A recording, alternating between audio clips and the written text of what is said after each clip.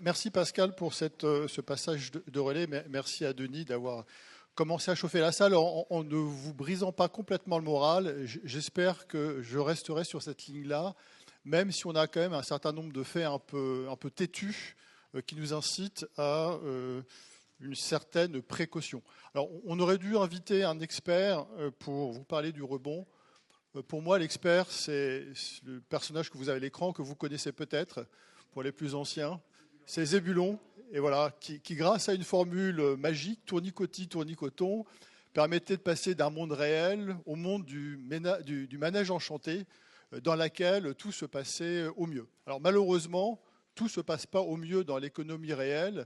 On a dans notre industrie, comme vous l'avez sans doute vu dans la presse professionnelle, un certain nombre d'entreprises qui sont en redressement judiciaire. On en a eu d'autres récemment encore qui ont été même en liquidation. Donc tout ne va pas pour le mieux dans le meilleur du monde. Heureusement, j'aurai quelques points conclusifs qui peuvent amener vers l'espoir. Avec, dans une première phase, une phase de bilan.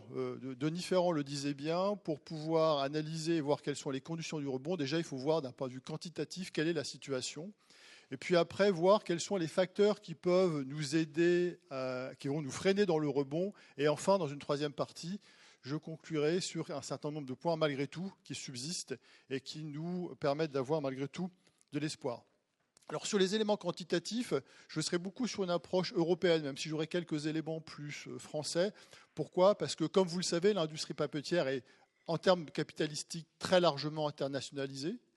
En second lieu, parce que 55% de la production française de papier et carton, quand je parle papier et carton, c'est des produits non transformés, hein, c'est bobines, format, est exportée, mais également parce que 60% de la consommation française est importée.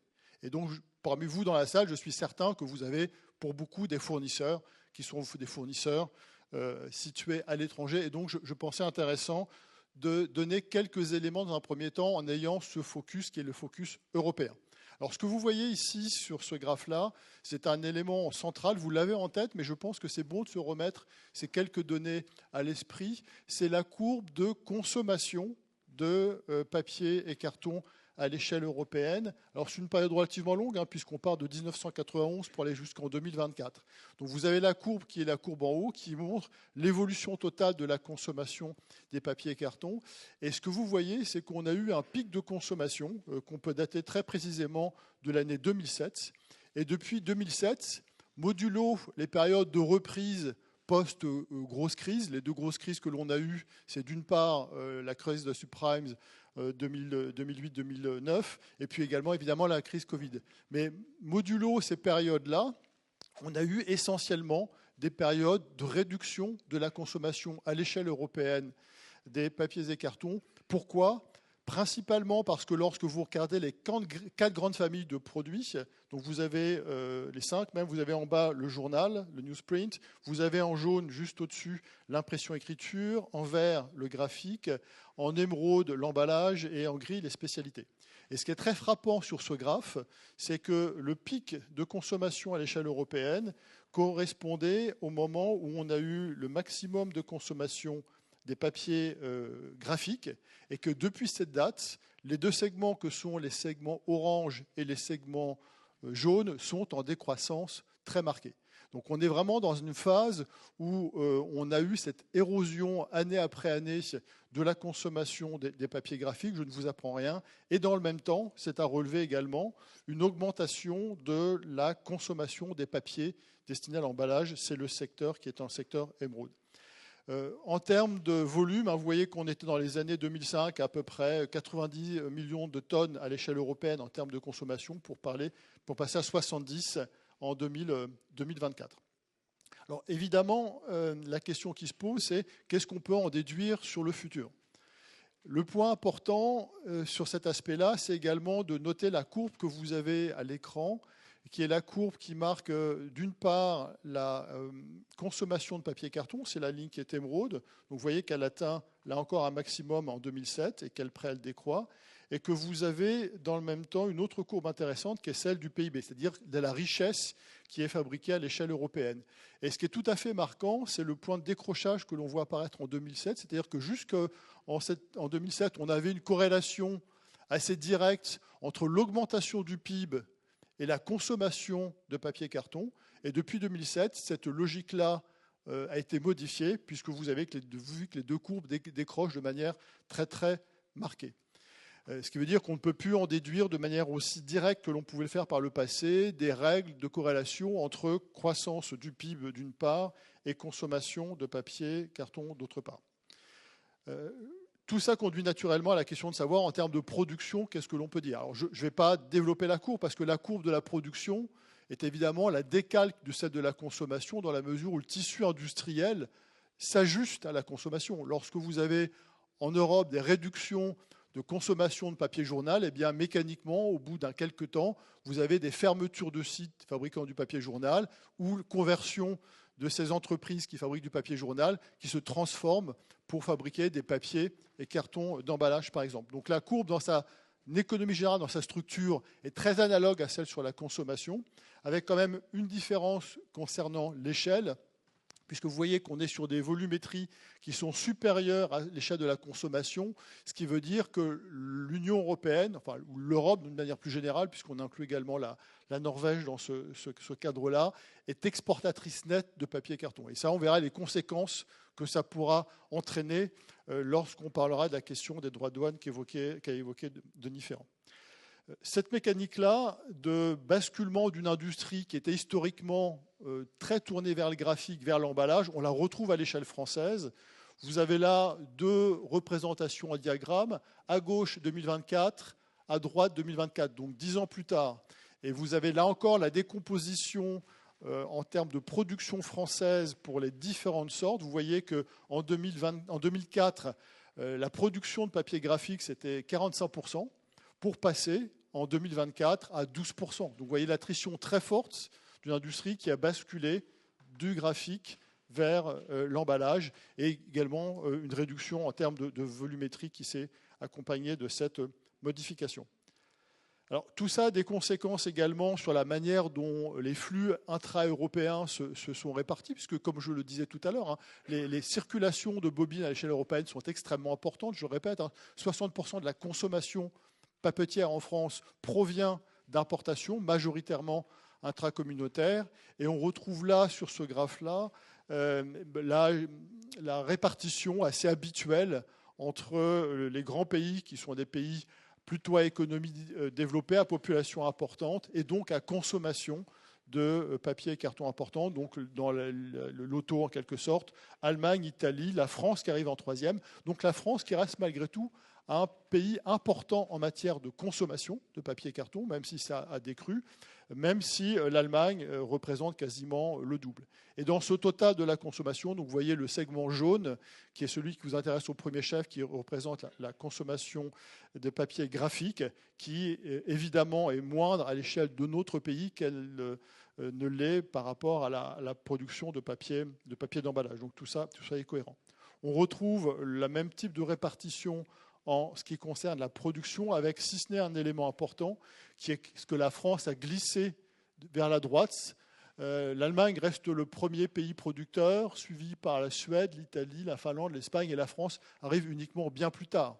Ce qui veut dire qu'on est dans une situation de déficit structurel en matière de flux, de balance commerciale structurellement déficitaire.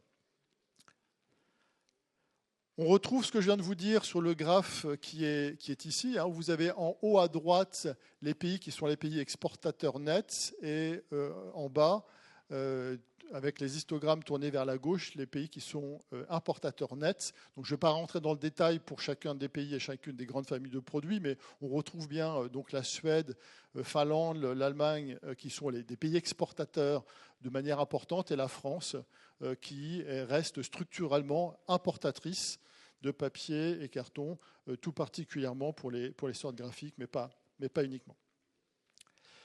Si on zoome maintenant sur une période beaucoup plus récente, après avoir vu cette tendance de long terme, en regardant cette fois-ci le cumul de la production entre janvier et septembre 2025 par rapport à la même période, donc janvier à septembre 2025, pour ce qui concerne la production papetière française, donc vous voyez que le total a été en recul, moins 1,2%, et ça, ce recul, on le retrouve à la fois sur les sortes graphiques, avec moins 2,8, mais également sur l'essor d'emballage et conditionnement, moins 2,6.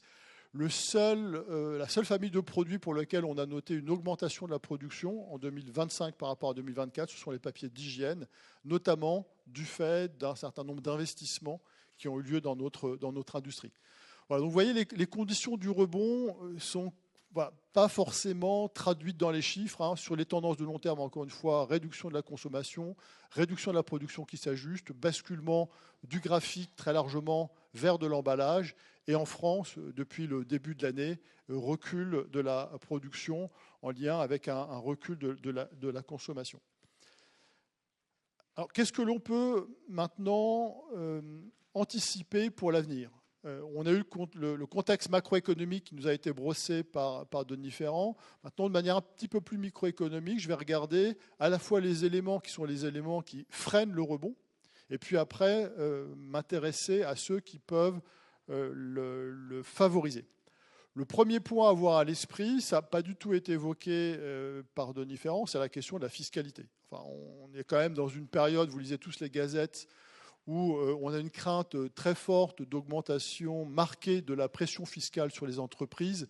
Vous avez peut-être eu connaissance de la lettre qui avait été adressée le 10 novembre par le MEDEF plus d'autres organisations patronales au Premier ministre, qui faisait état qu'à date, la perspective d'augmentation de la pression fiscale était de 53 milliards d'euros. Voilà. Donc évidemment, tout ça sera peut-être encore modifié parce qu'on n'est pas au bout du processus législatif, qu'il y a un peu une part de théâtre dans tout ça.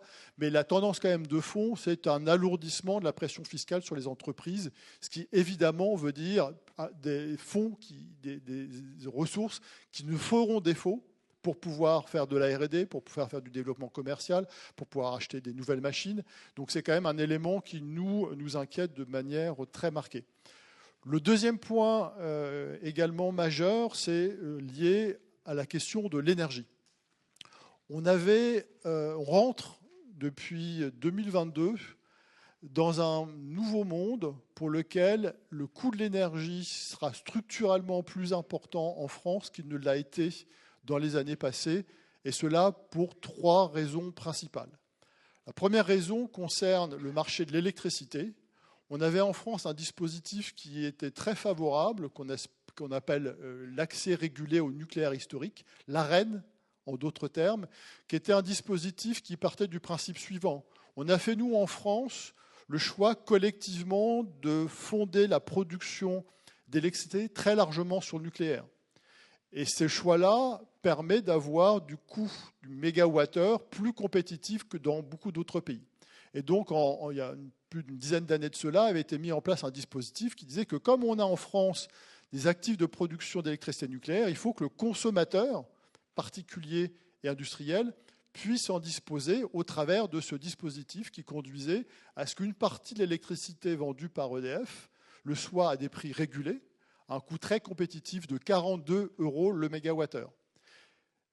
À comparer à des situations où sur le prix du marché, on est plutôt à 60-65 € du mégawattheure.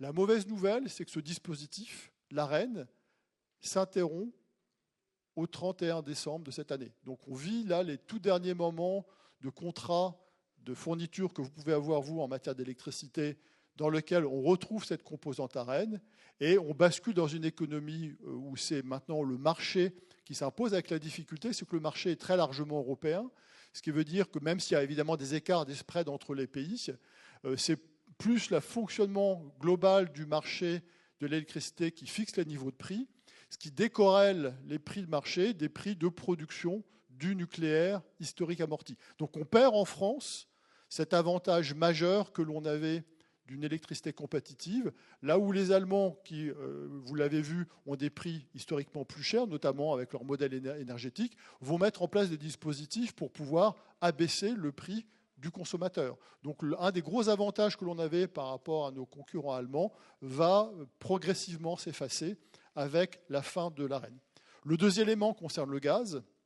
On était à l'échelle européenne dans un mode de fonctionnement où une large partie des volumes de gaz qui étaient consommés par l'industrie et par les particuliers provenaient de gaz de pipeline pas cher. On passe à un modèle où on est maintenant sur des importations de gaz naturel liquéfié. Les écarts font qu'on était passé en moyenne de 15 € le mégawattheure avant 2020 à maintenant 30 € le mégawattheure. Donc vous voyez un doublement du coût du gaz. Donc deuxième élément. Et le troisième élément, même si personne ne doute qu'il faille décarboner l'économie, on a toute une politique qui a été mise en place depuis 2005 maintenant dans un cadre communautaire qui vise au bout du compte à renchérir le coût du CO2 fossile. Et l'augmentation du coût du CO2 fossile, in fine, se traduit par une augmentation du coût de l'énergie. Donc vous voyez qu'on est quand même dans un contexte où le coût de l'énergie va être plus important et il y a quand même une forme d'antinomie marquée entre se dire qu'on va réindustrialiser alors même que l'énergie devient plus chère parce que l'énergie, c'est la croquette des machines. C'est-à-dire que vous ne pouvez pas avoir d'activité industrielle. Une activité industrielle, ça sous-entend d'avoir des machines, des équipements industriels, avec l'élément de base pour faire fonctionner une machine dont le coût s'accroît. Donc il y a quand même un très très gros problème, à notre sens, lié à ce renchérissement de l'énergie. Troisième type de difficulté que l'on rencontre, c'est la persistance et même l'accroissement d'un cadre réglementaire qui reste extrêmement complexe et qui se complexifie au fil du temps pour les entreprises, notamment en lien avec la mise en œuvre de ce qu'on a appelé le pacte vert pour l'Europe ou le Green Deal. Encore une fois, personne ne peut être contre les objectifs qui sont fixés par ce type de régulation. Le problème, c'est des problèmes de modalités, des problèmes de calendrier dans tout ça. Et ce Green Deal a abouti à la multiplication d'un certain nombre de réglementations dont la complexité est absolument considérable pour les entreprises. Je donnerai juste un exemple pour ne pas être trop long. C'est le règlement déforestation de l'Union européenne, le RDE, dont l'objectif était de se dire que lorsque vous êtes dans une entreprise qui commercialise du papier Ramet, voilà, vous devez avoir la capacité de dire à votre client quelles sont les parcelles forestières, d'où provient le bois, dont les fibres se retrouvent dans ce papier. Avec l'objectif que personne ne nie de lutter contre la déforestation. L'idée, c'est de se dire, si je peux, à partir de cette ramette de papier, de cette bobine, trouver quelles sont les parcelles forestières, je vérifierai qu'elles ont bien été replantées et qu'il n'y a pas de déforestation. Donc l'objectif, encore une fois, je me répète, mais personne ne s'y oppose, simplement la logique d'avoir une traçabilité de type alimentaire entre la forêt et un produit comme ça induit une complexité absolument phénoménale alors qu'on aurait pu traiter le sujet d'une manière beaucoup plus simple. Je n'ai pas le temps de le développer. Voilà. Ce RDE, heureusement, la Commission européenne s'est rendue compte que ça n'allait pas marcher et donc on est actuellement dans une phase de décalage de la mise en œuvre et de simplification de ce règlement. Le RDE a été cité là de manière emblématique, mais on pourrait évoquer la CSRD, la CS3D, enfin d'autres types de réglementations qui vont dans un sens de complexification de la vie d'entreprise. Quatrième élément, c'est celui de la guerre commerciale qui a été mise en œuvre et de la politique de prédation de la Chine, puisque les deux vont main dans la main. Tout ça, ça a quoi comme conséquence pour notre industrie ? Ça a une conséquence, de fragilité à un certain nombre de secteurs clients. Typiquement, le secteur vin, spiritueux, l'agroalimentaire, qui traditionnellement est un gros exportateur vers la Chine, vers les États-Unis. Si les volumes diminuent, ça veut dire des besoins d'emballage qui décroissent. Ça veut dire également que même si la France, l'industrie papetière française, est plutôt en situation d'importateur net, je l'ai évoqué précédemment, d'autres pays, la Suède, l'Allemagne, sont des exportateurs nets de bobines. Si les États-Unis diminuent ou freinent l'accès à ce marché, ça veut dire que ce sont des volumes qui vont se retrouver ailleurs, potentiellement en Europe, et ce qui évidemment va avoir un effet plutôt de renforcer une forme d'agressivité commerciale. Alors peut-être qu'en tant qu'imprimeur, c'est peut-être un élément favorable parce qu'il y aura un élément à la baisse sur les prix, mais c'est évidemment plutôt pour nous, papetiers, un élément de préoccupation sur les évolutions et les conséquences de cette guerre commerciale. Cinquième point d'inquiétude que l'on peut avoir, c'est la disjonction qui subsiste entre des besoins que nous avons de matières premières. Alors j'ai pris l'exemple du bois ici, pour lequel on a besoin de pouvoir alimenter des usines de pâte de cellulose, avec une vision de la société de plus en plus tournée vers la forêt en tant que lieu archétypique de la naturalité qu'il faut absolument préserver coûte que coûte et qui serait en quelque sorte mis sous cloche. On voit bien qu'il y a une forme de schizophrénie de la part de nos concitoyens qui à la fois apprécient le bois, apprécient les produits dérivés du bois, le papier, le carton, enfin il y a plutôt une assez grande sympathie d'une manière générale de nos concitoyens pour ces produits, mais en même temps, dès que vous avez un urbain en forêt, le fait de couper un arbre est perçu comme une espèce de crime de lèse-nature et quelque chose d'absolument épouvantable, sans percevoir évidemment que les forêts françaises et européennes sont gérées et qu'il n'y a pas de problème de déforestation. Et donc cette difficulté-là, ce nœud gorgien-là, pose vraiment des problèmes aux producteurs de pâte de cellulose en France et en Europe qui rencontrent des difficultés dans un certain nombre de cas pour pouvoir avoir une exploitation forestière compétitive. Voilà. Dernier point d'éléments négatifs, je ne vais pas trop charger la barque, c'est la maintenance et la persistance d'un certain nombre de politiques publiques qui peuvent être assimilées à des politiques anti-papier. L'exemple le plus frappant ces dernières années a été le WePub. Voilà, il y avait une espèce de folie qui s'était emparée des pouvoirs publics pour se dire que le stop pub doit être absolument banni, il faut quelque chose de beaucoup plus marqué pour pouvoir sauver l'environnement, pour pouvoir limiter contre le déchet, etc. Et donc, il y avait eu toute une démarche qui visait à rendre obligatoire le WePub après une phase d'expérimentation. Donc cette phase d'expérimentation a été menée, a conduit au fait, il y a quelques mois, qu'il n'y avait pas vraiment d'intérêt évident à mettre en place le WePub, et donc le dispositif a été remisé, on l'espérait, aux oubliettes, jusqu'à ce qu'il y ait quelques semaines des parlementaires, dans une volonté de se démarquer par une approche très, très environnementale, ont remis sur le devant de la scène le WePub. Voilà. Donc tout ça pour vous donner une illustration que subsiste chez nos parlementaires ce type d'approche. Ah oui, pardon, alors je vous le dis, je ne voulais pas charger la barque, mais il y a quand même encore deux éléments, je passerai rapidement parce que l'heure tourne, qui sont quand même des éléments là encore qui freinent le rebond. C'est d'une part la question du déficit d'attractivité auprès des jeunes et des moins jeunes de nos activités industrielles. Alors je parle pour l'industrie papetière, mais de ce que j'ai compris, ça vaut assez largement également pour les métiers de l'imprimerie, donc ce qui conduit vraiment à des problèmes majeurs. C'est qu'actuellement, on ne le ressent pas trop dès lors que l'activité est plutôt calme, mais lorsqu'en 2022, on a vu ces envolées extraordinaires en termes de volume d'activité, de commandes, on avait, dans un certain nombre de cas, senti que cette question des ressources humaines dans les usines avait été un facteur limitant. Et puis le dernier point, c'est la question de l'accès à la ressource en eau, puisque vous savez que pour faire du papier, on a besoin d'eau, et les questions liées au changement climatique peuvent, dans un certain nombre de bassins, conduire à des baisses de pluviométrie, à des baisses des niveaux d'eau, et donc à des restrictions sur les durées de fonctionnement des usines. Donc voilà quelques points qui sont quand même assez nombreux. Voilà, je ne voulais pas charger la barque, mais vous le voyez qu'il y a quand même des points de préoccupation. Alors heureusement, il y a des raisons d'espérer. Les raisons d'espérer, la première, c'est que malgré tout, le discours de la réindustrialisation reste très présent dans la sphère politique. Ce n'était pas le cas il y a 15 ans, c'est toujours le cas. Après, la réindustrialisation, c'est un petit peu comme l'amour, si vous voulez. Il faut en parler, mais après, il faut donner des preuves. Et ce que je disais précédemment sur la folie fiscale qui s'est emparée d'un certain nombre de nos parlementaires est perpendiculaire quand même à ce message général.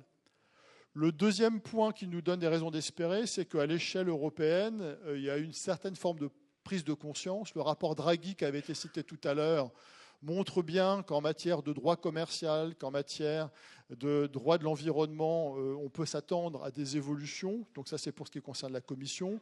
Et qu'au niveau du Parlement européen, le Parti populaire européen, qui est le principal parti, qui trouvait plutôt des alliances ces derniers temps avec la fraction qui était la fraction moins pro-industrielle, maintenant bascule avec une vision plus industrielle et ne rechigne plus à prendre des alliances plus vers sa droite, dans un sens, on peut l'espérer, plus favorable au développement de l'activité industrielle. La quatrième raison d'espérer, c'est que, je l'évoquais tout à l'heure, la bonne perception qu'ont nos concitoyens des matériaux papier et carton pour le caractère renouvelable, recyclable, biodégradable, naturel, etc. Et que cette affection-là se retrouve également au travers d'un certain nombre de dispositifs de nature réglementaire. Et en contrepoint, le plastique, lui, continue à beaucoup prendre la foudre, ce qui conduit à des prises de marché progressivement d'un certain nombre de produits, notamment dans le domaine de l'emballage, mais pas uniquement, qui étaient des produits plastiques et qui basculent vers la fibre. Et ça, c'est plutôt un point positif. Il y a des évolutions à la fois de la société, mais liées également à différents dispositifs de nature réglementaire.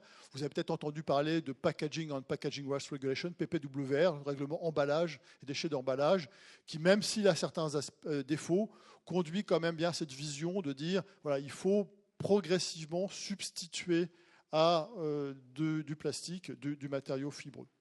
Le quatrième raison d'espérer, c'est tout le discours pro-dématérialisation qui se nourrissait d'une part de raisons objectives, lorsque c'est plus facile d'envoyer de l'information de manière électronique plutôt que par papier, on n'est pas, nous, l'industrie de la diligence, à voyant arriver le train, nous y opposer. Simplement, là où on trouvait à redire, c'était lorsque ce discours, entre guillemets, pro-dématérialisation, se nourrissait d'un argument environnemental fallacieux. Et là, les idées ont beaucoup changé. Je crois qu'il y a un intervenant un peu plus tard dans la matinée qui traitera de ce point-là. Ce qui nous aide beaucoup actuellement, c'est notamment tous les débats autour de l'IA, où on voit quand même bien qu'en faisant un certain nombre de simulations, la croissance de recours à l'IA qui va s'imposer dans tous les métiers, y compris à usage particulier, va quand même conduire à des besoins absolument phénoménaux en data center, en énergie, etc. Et que l'idée de se dire que tout ça s'est dématérialisé, nous on n'emploie jamais ce terme, vie d'amour et d'eau fraîche, en fait, cette idée-là, petit à petit, dans la population, est de plus en plus battue en brèche. Voilà. Dernier point pour terminer, l'industrie papetière également, notamment les entreprises qui sont dans le domaine des papiers graphiques et dans le domaine de la pâte, voient bien que lorsque vous avez des fermetures de marché, il faut trouver de nouveaux business. Et donc, on a eu un certain nombre de papeteries qui ont investi des nouveaux domaines, dans le domaine, par exemple, des produits biosourcés, autres que le papier carton, de la cellulose moulée, dans le domaine des biocarburants, avec des projets divers et variés. Vous voyez, donc l'idée, c'est de trouver des relais de croissance, utilisant encore la fibre, utilisant le bois, mais dans des applications nouvelles. Et puis le dernier point également qui nous donne des raisons d'espérer, et là c'est plus un plaidoyer pro domo, c'est qu'on a quand même capacité dans notre filière, dans notre branche à s'organiser, que nos très bonnes relations avec l'UNIC ont permis de faire avancer les pouvoirs publics sur un certain nombre de dossiers. J'évoquais le WIPUB tout à l'heure, j'évoquais les actions communes qu'on avait eues à travers le RDUE. Je peux évoquer également le travail que l'on fait dans le cadre de Two Sides. Je vous invite à vraiment, si vous voulez lutter contre le greenwashing anti-papier, à vous rapprocher de cette association qui est à l'échelle de la branche et qui permet, chaque fois qu'on a des messages anti-papier infondés, de pouvoir aller frapper à la porte de cette entreprise pour leur dire « cher monsieur, chère madame, là je crois que vous êtes à côté de la plaque ».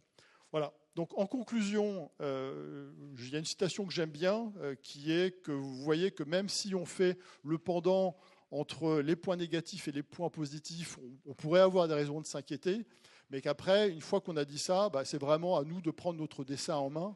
Et la citation est « autant l'optimisme BA, c'est-à-dire inactive, est une sottise, autant l'optimisme compagnon de l'effort est légitime », ce qui veut dire que c'est vraiment à nous tous à nous retrousser les manches, à l'échelle évidemment des entreprises, qui sont le tissu industriel vivant, mais à l'échelle des fédérations industrielles également, pour pouvoir faire en sorte que les messages que l'on a à promouvoir en faveur du développement de nos business puissent continuer à être entendus.